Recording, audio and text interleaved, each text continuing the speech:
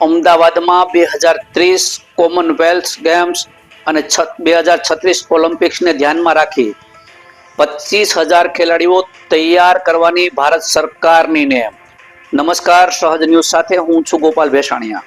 જૂનાગઢથી અમારા પ્રતિનિધિ આશીષ વસાવડા પાસેથી મળતી માહિતી મુજબ કેન્દ્રીય રમતગમત મંત્રી મનસુખ માંડવિયા જૂનાગઢની મુલાકાતે આવ્યા હતા।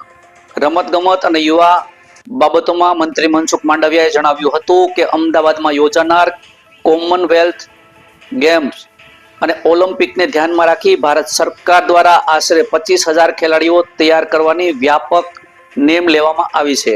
આ હેતુસર સ્પષ્ટ રોડમેપ તૈયાર કરવામાં આવ્યો છે અને ખેલાડીઓના કૌશલ્ય વિકાસ માટે સ્પોર્ટ ટેકનોલોજી, ઉચ્ચ સ્તરીય કોચિંગ તથા જરૂરી ઇન્ફ્રાસ્ટ્રક્ચરની સુવિધાઓ ઉપલબ્ધ કરવામાં આવશે।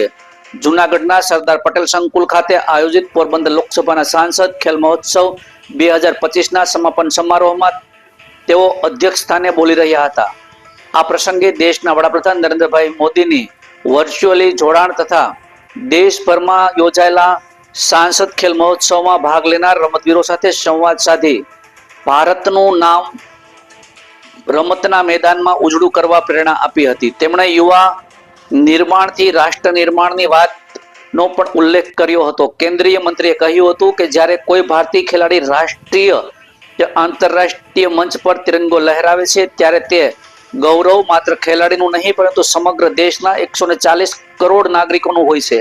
વડાપ્રધાનની પ્રેરણાથી શરૂ થયેલા આ સાંસદ ખેલ મહોત્સવ દ્વારા જનપ્રતિનિધિઓને સીધા યુવાનો અને રમતવીરો સાથે જોડવાનો અવસર મળ્યો છે। પોરબંદર લોકસભા હેઠળના 7 વિધાનસભા ક્ષેત્રમાં 12 થી 82 વર્ષના ખેલાડીઓએ ઉત્સાહપૂર્વક ભાગ લીધો હતો।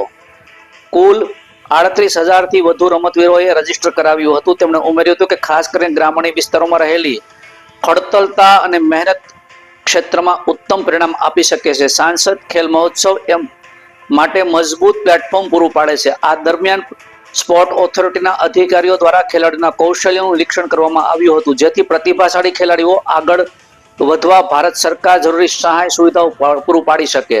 રાજ્યના વન અને પર્યાવરણ મંત્રી અર્જુનભાઈ મોઢવાડિયાએ રમતને રોજિંદા જીવનનો અભિન્ન ભાગ બનાવવાનો સંકલ્પ લેવડાવ્યો હતો।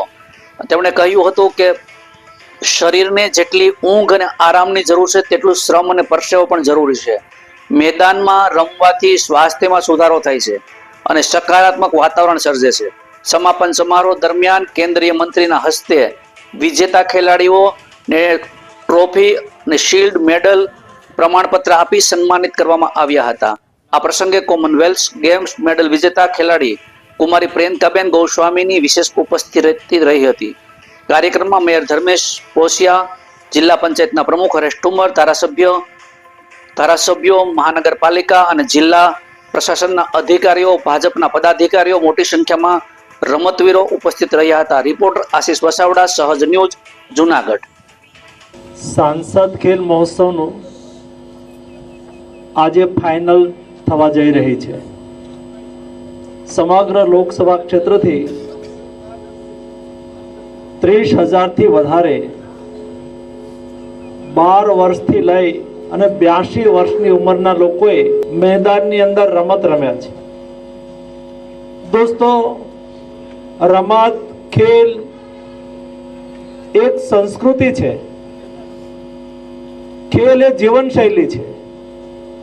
જે ખેલે છે એ ખીલે છે અને એટલા માટે મોદીજીએ દેશની અંદર ખેલની સંસ્કૃતિને પુનઃ જાગૃત કરી છે।